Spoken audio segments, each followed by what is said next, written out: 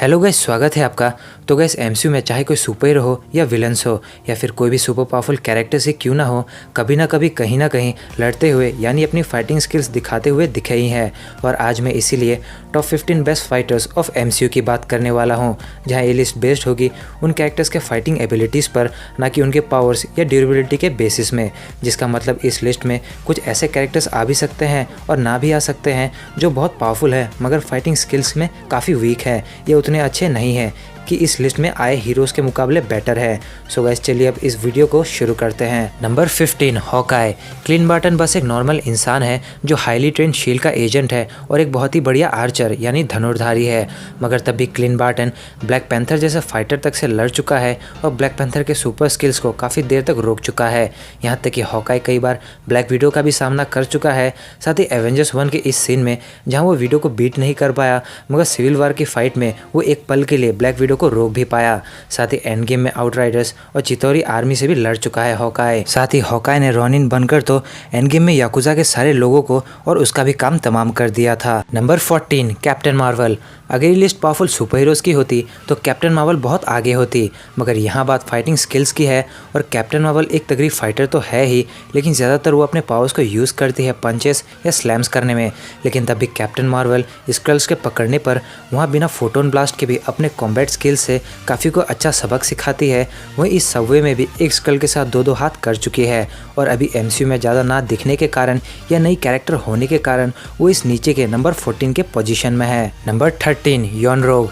योनरोग star force का commander है और एक क्री सोल्जर है। साथ ही साथ वो क्री मिलिट्री ट्रेनिंग पा चुका है और एक बहुत ही अच्छा फाइटर भी है, जो यहाँ तक कि खुद कैप्टन मार्वल को ट्रेन करते दिखा है और कई ओकेजन्स पर कैप्टन मार्वल को भी बीट करते दिखा है। साथ ही यहाँ पर जब कैप्टन मार्वल बाइनरी फॉर्म में आती है तब भी वो यहाँ योनरोग को उसके बैटल स्किल्स के अगेंस्ट नहीं हरा पाती, या फिर योनरोग कई सारे स्किल्स का भी सामना कर चुका है। Number 12, Gomorrah.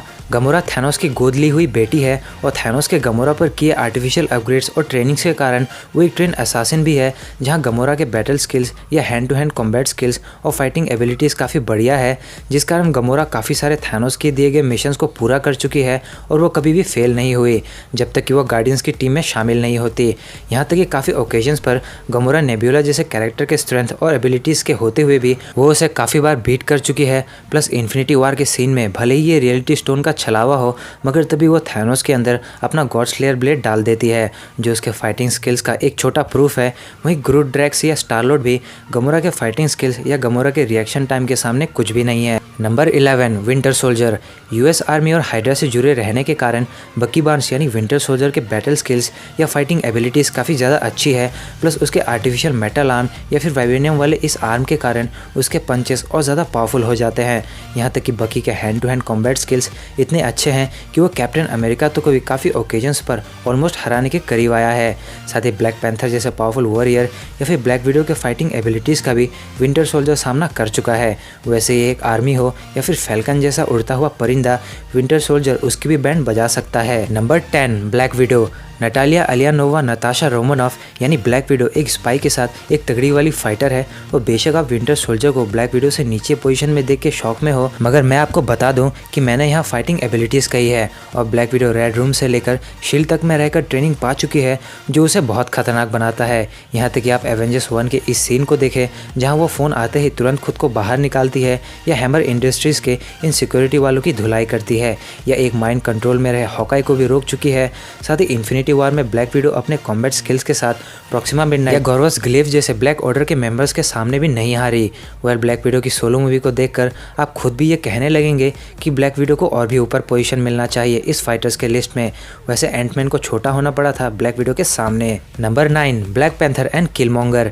वैसे तो दोनों काफ़ी सिमिलर है और रिलेशन से भाई है, जहाँ ब्लैक पैंथर यानी टिचाला बचपन से ही काफ़ी मार्शल आर्ट्स और कॉम्बैट स्किल्स सीखता आया है ताकि वो फ्यूचर में एक अच्छा किंग बने। वेल इसी कारण उसके पंचेस, किक्स या डिफेंसिव मोड्स काफ़ी बेटर और एडवांस लेवल के हैं, जो बिना पैंथर सूट के भी विंटर सोल्जर से लड़ चुका है और सूट के साथ उसे ऑलमोस्ट ख़त्म ही कर देता।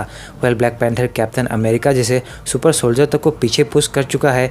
साथ ही जबारी कबीले के सरदार एम्बाको को भी चैलेंज करने पर वो इस थ्रोन चैलेंज में उसे तक को बीट कर चुका है और इसी मैग्नेटिक लेविएशन ट्रेन ट्रैक्स की फाइनल बैटल में किलमोंगर को भी मार देता है। वैसे ही एरिक किलमोंगर अफ्रीका, अफगानिस्तान और इराक जैसे जगहों में अपने फाइटिंग स्किल्स के थ्रू सबसे ज़्यादा लोगों को मारने का रिकॉर्ड बना लेता है और उसके इन्हीं फाइटिंग स्किल्स के कारण वो बहुत ही खतरनाक फाइटर और किलमॉन्गर कहलाता है।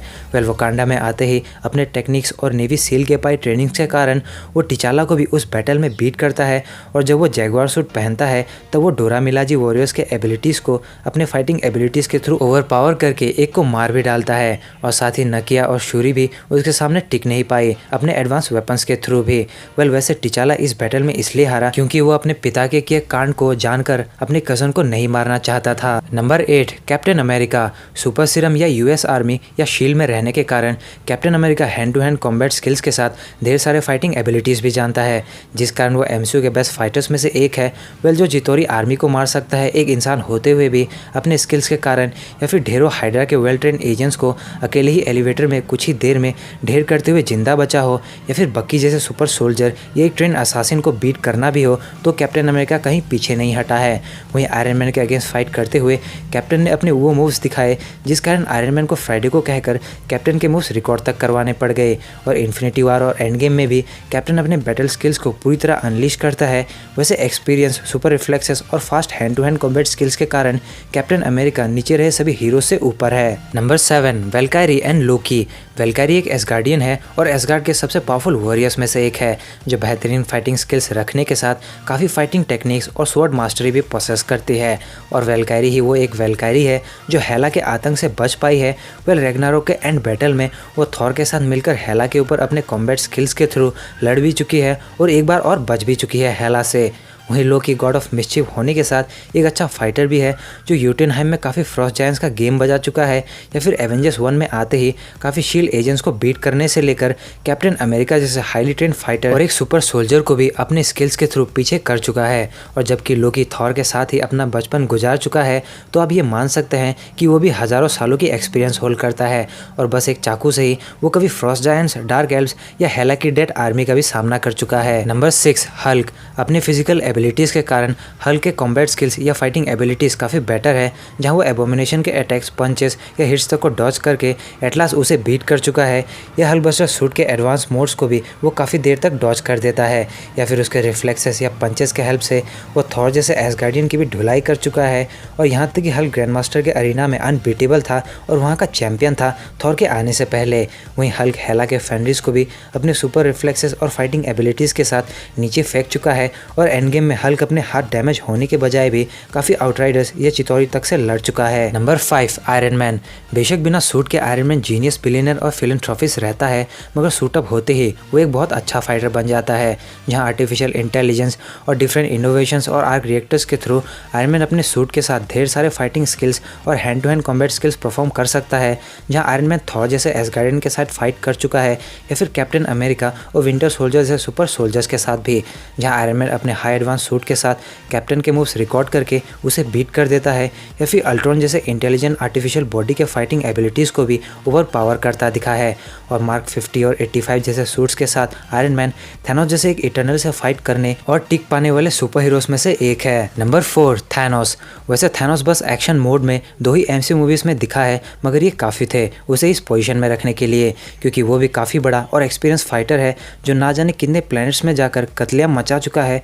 जहाँ थैनोस के सामने हल्के सुपर रिफ्लेक्सेस और फाइटिंग एबिलिटीज़ भी काम नहीं आई, या फिर टाइटन में उसके लिए डॉक्टर स्ट्रेंज और आयरन मैन या बाकी सभी सुपर हीरोज़ कोई चैलेंजेस साबित नहीं हुए।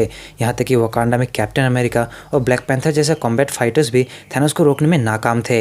और एंड गेम में तो थैनोस ने बस अपने डबल एज स्वॉर्ड के साथ ही एमसीयू की ट्रिनिटी को संभाल लिया, जहाँ आयरन मैन का एडवांस सूट भी काम नहीं आया और थॉर, म्योनलिर और स्टॉर्मब्रेकर के साथ भी थैनोस को बीट नहीं कर पाया। Number 3 ancient one. Ancient one पुरानी सॉर्सरर सुप्रीम होने के साथ मिस्टिक आर्ट्स के लीडर भी है, जिस कारण वो सबसे स्किल्ड सॉर्सरर फाइटर है, और ना जाने कितने हज़ारों सालों से लड़ते आते हुए उसके hand to hand combat skills या फाइटिंग एबिलिटीज़ बहुत ज़्यादा इंप्रूव हो चुकी है। और एंशिएंट वन ने ही खुद काइसिलियस और डॉक्टर स्ट्रेंज जैसे कैरेक्टर्स को ट्रेन किया है, तो आप समझ सकते हैं कि वो खुद कितनी स्किलफुल फाइटर है, जो ऑलमोस्ट अकेले ही काइसिलियस और उसके बाकी जीलोर्स के अटैक्स को डॉज करने के साथ उन्हें बीट तक कर चुकी है। एंशिएंट वन का रिएक्शन टाइम इतना बेटर है कि हल्क भी अपने रिफ्लेक्सेस के साथ उसके सामने फेल है। Number 2, Thor. Thor ancient one से ऊपर इसलिए है क्योंकि थॉर एक एसगार्डियन है जो 1500 साल से 9 रियाम्स में शांति के लिए ना जाने कितने बैटल्स लड़कर अभी तक सेफली बचा हुआ है। वैसे ही थॉर एसगार्डियंस ट्रेनिंग के साथ ढेरों वेपन्स की मास्टरी भी होल्ड करता है और तो और थॉर के वॉरियर स्किल्स या hand to hand combat skills के सामने न ही आयरन मैन का सूट काम आएगा, न ही कैप्टन अमेरिका के सुपर सोल्जर सीरम या फिर हल्क की सुपर स्ट्रेंथ भी थॉर को रोक नहीं सकती है। वेल, थॉर बिना अपने पावर्स के भी कोल्सन के सिक्योरिटी वालों की पिटाई इतनी भयंकर करता है कि खुद कोल्सन पूछता है कि भाई तुम्हें ये ट्रेनिंग कहाँ मिली। या फिर थॉर का सकार में हल्क की धुलाई करना, उसके सुपर रिफ्लेक्सेस को बीट करके या फिर हेला जैसे एक पावरफुल एसगार्डियन को टक्कर देना और गंगनीर उसके अंदर पेनिट्रेट करना बताता है कि थॉर कितना अपने फाइटिंग एबिलिटीज़ को एडवांस लेवल पे ले गया है। नंबर 1, हेला। वेल, हेला को अभी तक की बेस्ट फाइटर के साथ मोस्ट डेडलीस्ट फाइटर भी कहना गलत नहीं होगा क्योंकि हेला के सामने जो भी आता है वो मारा गया है, चाहे वो ये 3 वॉरियर्स हो या फिर एसगार्ड की आर्मी। और ऐसा हो भी क्यों ना, आखिर वो ओडिन की पहली संतान है और थॉर की बड़ी बहन है जो ओडिन के साथ मिलकर पूरे कॉस्मोस में तहलका मचा चुकी है। वेल, हेला के बैटल स्किल्स इतने शानदार हैं जिस कारण उसके सामने थॉर भी नहीं टिक पाता है। साथ ही उसके मेले बैटल स्किल्स तो और भी ज़्यादा एडवांस, क्विक और काफ़ी इफेक्टिव है। यहाँ तक कि ओडिन के भेजे सभी वेलकाइरीज का सामना तक कर चुकी है हेला, या फिर थॉर के फुल पोटेंशियल में भी वो उसे बीट कर चुकी है, जिसका साथ खुद एक बची वेलकाइरी भी दे रही थी, जिस कारण Hela hand to hand combat fights या फिर किसी वेपन के साथ भी वो सबसे बेस्ट फाइटर है और फेज 3 तक के एंड तक वो मेरे हिसाब से नंबर 1 में ही रहेगी।